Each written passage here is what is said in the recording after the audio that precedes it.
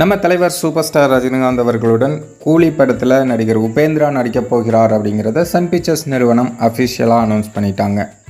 இந்த நிலையில் உபேந்திரா சமீபத்தில் ஒரு பேட்டி கொடுத்துருக்காரு. அந்த பேட்டியில் கூலி படத்தில் நடிக்கிறது பற்றியும் பேசியிருக்காரு.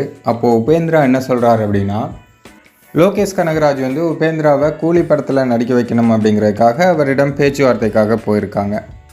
அப்போது லோகேஷ் கனகராஜ் அந்த படத்தோட கதையை சொல்லணும் அப்படிங்கிறதுக்காக உபேந்திரா கிட்ட இந்த மாதிரி சொல்லியிருக்காரு. ஒரு லைன் கூட சொல்லலையா. உடனே ஸ்டாப் பண்ணுங்கள், இது ரஜினி சார் படம், நான் பண்ணுறேன், இதுக்கு எனக்கு கதையெல்லாம் முக்கியம் இல்லை, அவர் கூட ஸ்க்ரீனில் ஒரு சீனில் நான் நின்னா கூட போதும் அப்படின்னு உபேந்திரா சொல்லியிருக்காராம்.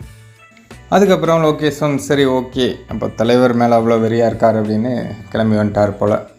தலைவர் கூட நடிக்கிறவங்க எல்லாரையுமே பாருங்கள், நாங்கள் எதுக்குங்க கதை கேட்கணும், தலைவர் படத்துக்கு யாராவது கதை கேட்பாங்களா அப்படின்னு தான் எல்லாருமே சொல்கிறாங்க. சிவராஜ்குமார்லேருந்து ஜாக்கி ஷெராஃப் வரையும் இப்போது உபேந்திரா வரையும் எல்லாருமே அப்படி தான் சொல்கிறாங்க.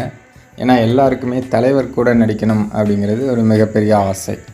அந்த ஆசை நிறைவேறப் போகுது அப்படின்னா யார் கதை கேட்பாங்க? ஸோ இதை தான் உபேந்திரா அந்த பேட்டியில் சொல்லியிருந்தார்.